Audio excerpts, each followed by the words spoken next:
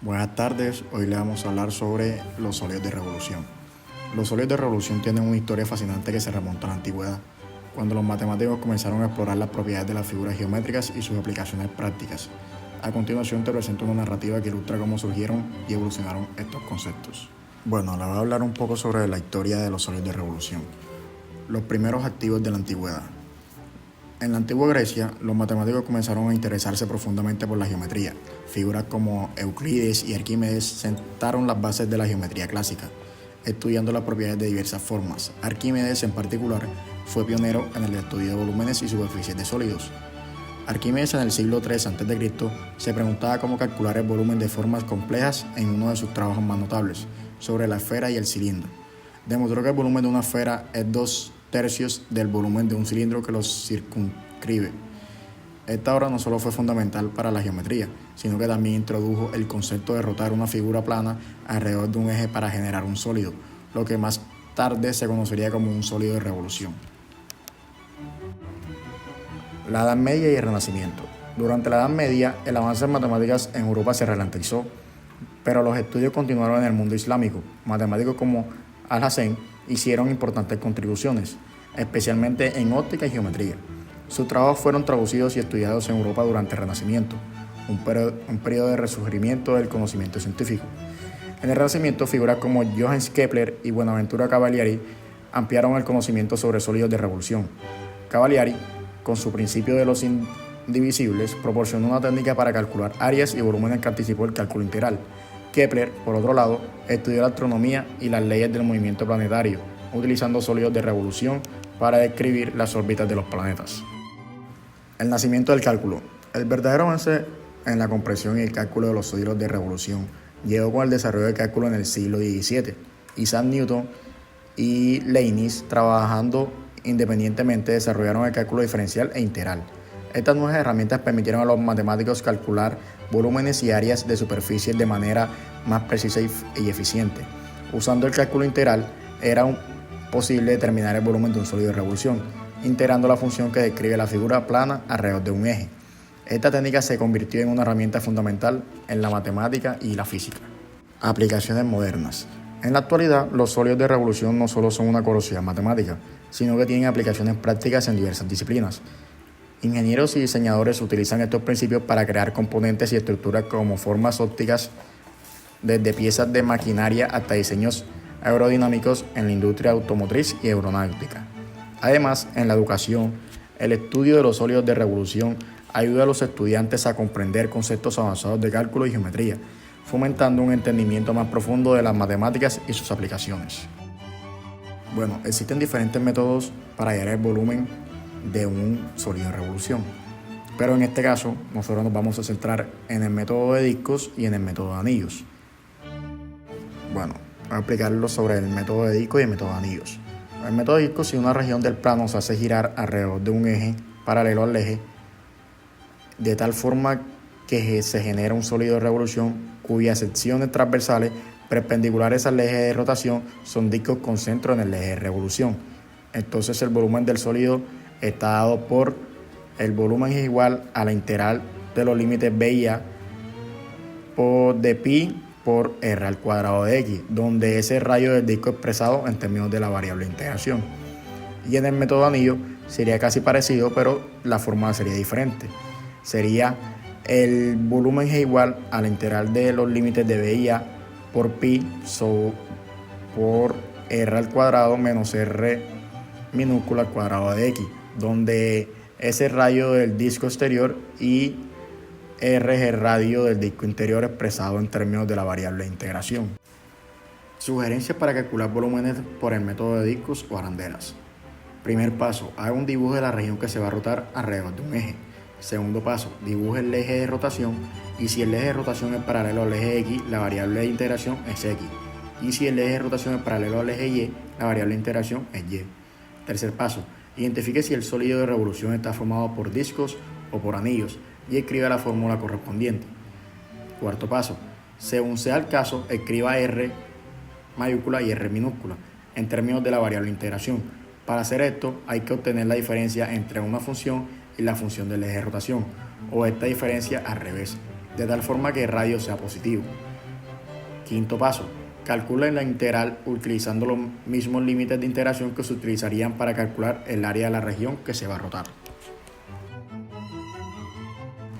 Bueno, ahora vamos a resolver algunos ejercicios acerca sobre el método de discos o arandelas. En este caso vamos a utilizar el método de discos. Primer ejercicio sería: encuentra el volumen del sólido de revolución que sostiene al girar alrededor de la recta y igual a 4 y la región limitada por la parábola y igual a x al cuadrado. La recta y es igual a 4 y el eje y. Utilice el método de discos o anillo, cualquiera de los dos que le parezca. Para la opción primero se dibuja la región del plano que se va a girar, el eje de rotación y un elemento diferencial de área perpendicular al eje de rotación. En la misma figura se indica el radio del disco que se genera al rotar la región alrededor de la recta y igual a 4, como aquí se muestra en la figura. En la siguiente figura se muestra un dibujo aproximado del sólido de revolución. Se dibuja también un elemento diferencial que tiene la forma de un disco. El volumen del sólido está dado por el volumen igual a la integral de los límites de BA por pi a r al cuadrado de x. Como se observa en la figura superior, el radio r es la diferencia entre dos funciones. La mayor es la recta, sería y1 igual a 4, y la menor es la parábola, que sería y2 igual a x al cuadrado. Entonces el radio quedaría y2 menos y1, sería igual a 4 menos x al cuadrado. Los límites de integración se obtienen de la región que está rotando. Como la variable de integración es x, los límites van de 0 a 2. La solución sería más o menos así. El volumen es igual a la integral de los límites de 2 a 0, obviamente multiplicado por la constante de pi, por el radio que nos dio sería 4 menos x al cuadrado elevado al cuadrado sobre dx, que vendría siendo la función como tal que nos dan para hallar sobre el método de discos. Y aquí se resuelve por usando un producto notable que sería el trinomio del cuadrado perfecto. Y aquí se desarrolla, se va simplificando, y cuando se simplifica, obteniendo los límites, más que todo se haría como sería hallar el área, pero en este momento sería hallar un volumen. Y eso nos da 256 sobre 15 por pi. Ahora vamos con el segundo ejercicio. Dice: encuentra el volumen del sólido de revolución que sostiene al girar la región limitada por la curva x igual a 2y menos y al cuadrado más 2y por la recta x igual a menos 1. Alrededor de la recta x igual a menos 1, utiliza el método de discos o anillos. La solución sería: encontrando los puntos de intersección entre la curva y el eje de rotación, igualamos la fórmula, sería menos 1 igual a 2y menos y al cuadrado más 2. Quedaría igualada, sería y al cuadrado menos 2y menos 3 igual a 0. Y ahí hacemos factorización de ese trinomio al cuadrado perfecto y nos quedaría y menos 3 multiplicado por y más 1. Entonces los puntos de intersección serían y igual a 3 y y igual a menos 1. Sería más que todo del menos 1 al 3 y del menos 1 al menos 1.